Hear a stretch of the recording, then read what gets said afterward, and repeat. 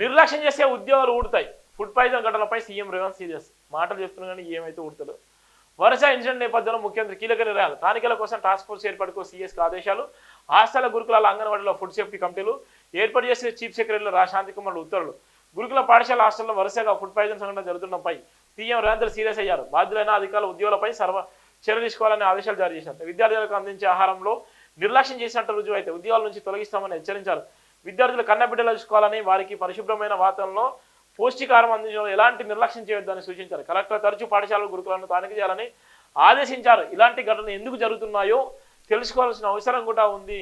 దాని విషయంలో నీ దగ్గర ఉన్నటువంటి ముఖ్యమంత్రి పదవి, నీ దగ్గర ఉన్నటువంటి విద్యాశాఖ మంత్రి పదవి, నీ దగ్గర ఉన్న పోలీస్ శాఖ పదవి, ఈ రెండు ఇయ్యన్నా దానికి సంబంధించిన శాఖలు ఉంటాయి. ఇవన్నీ జరిగాయి.